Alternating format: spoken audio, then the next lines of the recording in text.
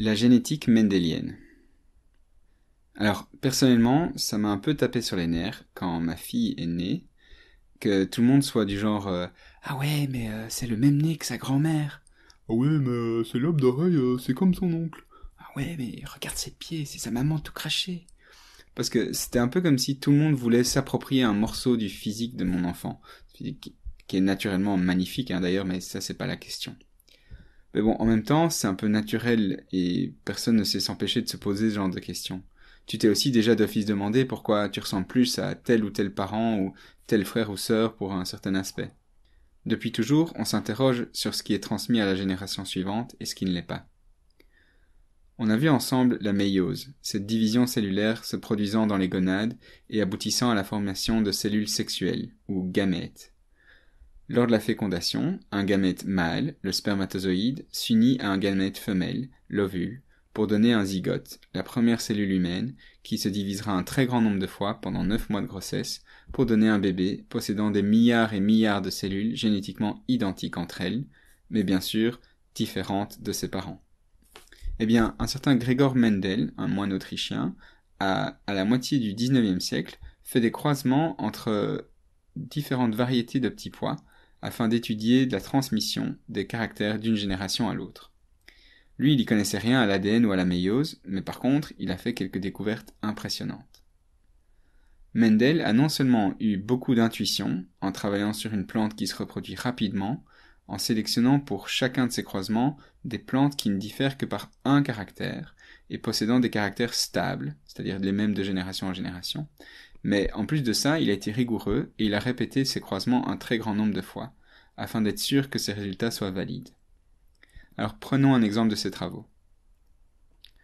Mendel croise une plante de petits pois à fleurs violettes avec une plante de petits pois à fleurs blanches.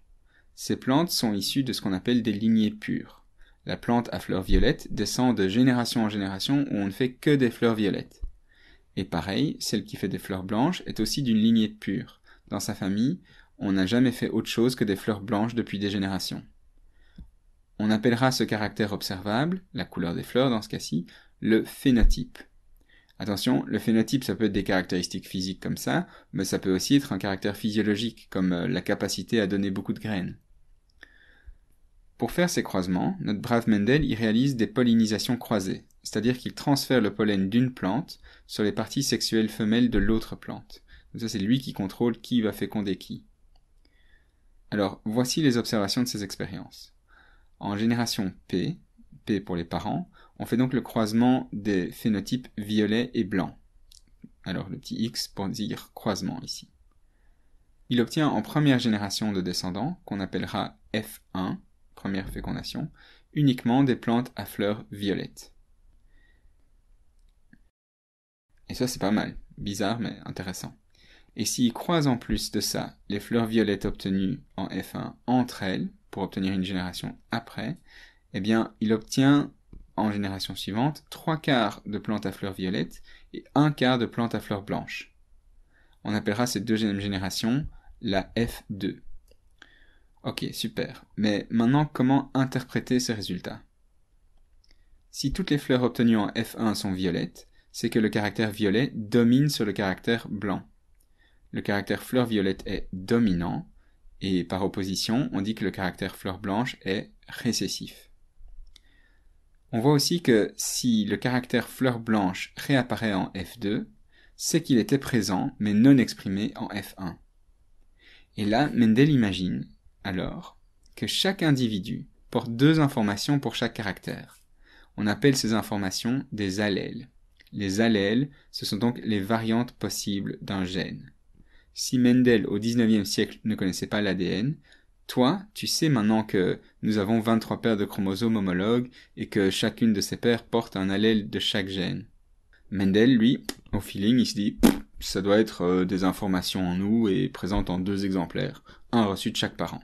Et il avait raison, bravo Mendel. Alors Mendel recommence ses croisements un très grand nombre de fois en prenant à chaque fois des parents qui ne diffèrent que par un caractère. Donc il avait fait la couleur des fleurs, mais il a aussi regardé la couleur des petits pois, qui pouvaient être vert ou jaune. Il a regardé la forme des petits pois, est-ce qu'ils étaient ronds ou est-ce qu'ils étaient ridés, etc. À chaque fois, il a fait donc ce qu'on appelle du monohybridisme. Il a étudié un caractère à la fois pour les croisements. Et à chaque fois, il obtenait les mêmes résultats.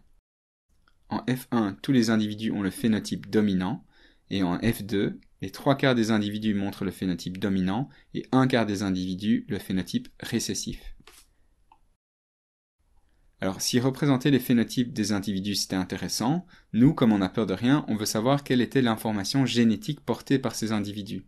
C'est ce qu'on appelle le génotype, la description des allèles portés par un individu. On convient alors de représenter les deux allèles de chaque caractère par des lettres. Majuscule si l'allèle est dominant et minuscule si l'allèle est récessif. Donc ici, comme violet dominé sur blanc, on va symboliser violet grand V, et blanc, par opposition au grand V, on va le symboliser petit v. Oui, avec la même lettre que l'allèle dominant. Alors pas de stress, ça va être en fait plus simple de se dire comme ceci, qu'un gène est représenté par une lettre, et les allèles possibles de ce gène sont majuscules pour dominant et minuscules pour récessif. Donc ici, le gène de la couleur des fleurs peut être grand V pour l'allèle violet, petit v pour l'allèle blanc.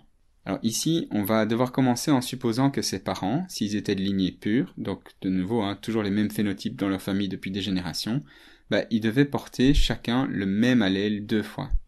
Celui qui était violet, il portait uniquement l'information violet, 2 fois. Et la plante au phénotype blanc, elle devait uniquement porter les allèles blancs 2 fois.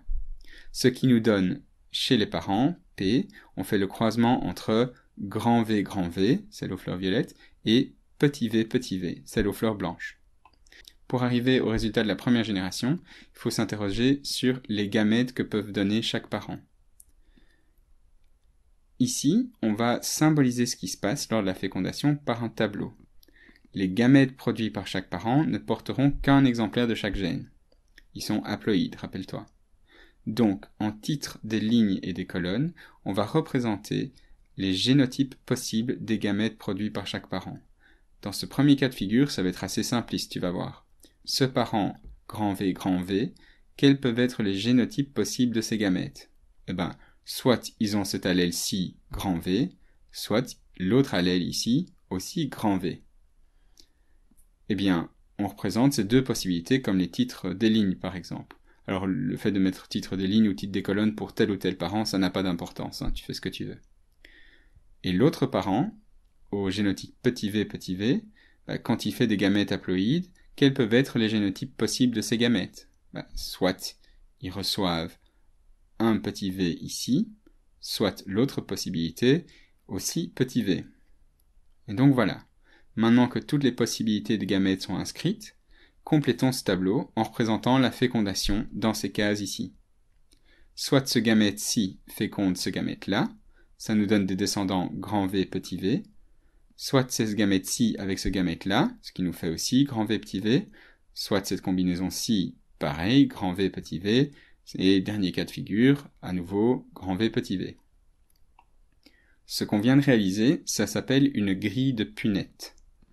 Et ça nous permet de dire avec certitude que tous les descendants de ce croisement seront grand V, petit v.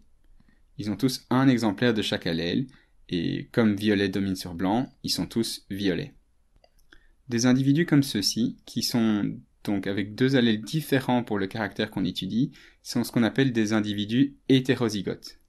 Contrairement aux parents qui sont grand V ou alors petit v, ils avaient chacun deux allèles les mêmes.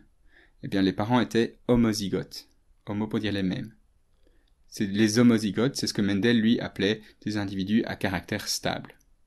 Alors, pour expliquer ce qu'on obtient en F2, même principe.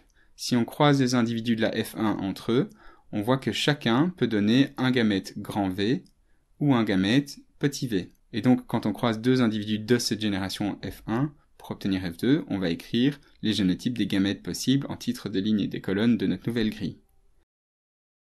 Lorsqu'on complète les résultats possibles du croisement, voyons ce que ça donne. Grand V ici, grand V ici, grand V petit v ici, et petit v ici. Donc on a, en F2, un quart d'homozygote dominant, un quart d'homozygote récessif, et une moitié d'hétérozygote. Et au niveau des phénotypes, on sait que les grands V dominent sur petits v, ce qui implique qu'en fait, on a 1, 2, 3 quarts des individus de la F2 qui seront violets, et 1 quart seront blancs. Voilà, on vient d'expliquer les résultats obtenus par Mendel. Alors, un peu à l'instar de Mendel, nous, dans ce cours, on va s'intéresser dans un premier temps uniquement au cas simple, avec un gène qui détermine un caractère, et que ce gène existe en 2 allèles possibles, un dominant et l'autre récessif. Sache par contre quand même qu'il y a plein de caractères qui sont déterminés par plusieurs gènes, ou pour lesquels plus que 2 allèles sont possibles, ou même que la dominance n'est pas toujours aussi claire comme ici. Alors, quelques illustrations concrètes. Chez les humains, par exemple, la texture des cheveux, l'allèle frisé domine sur l'allèle lisse. Ou alors, sur la couleur des cheveux, les cheveux foncés dominent sur les cheveux clairs. Ou alors, la forme des lobes d'oreilles, en fait, les lobes d'oreilles libres, comme ça, dominent sur les lobes d'oreilles adhérents, comme ça. Alors, c'est évidemment rigolo de regarder les lobes d'oreilles de sa famille ou de ses amis, mais en fait, comme tu vas le voir bientôt, l'étude de l'hérédité, ça sert aussi à comprendre d'autres phénomènes, comme la transmission de certaines maladies. Et c'est ce qu'on va voir après.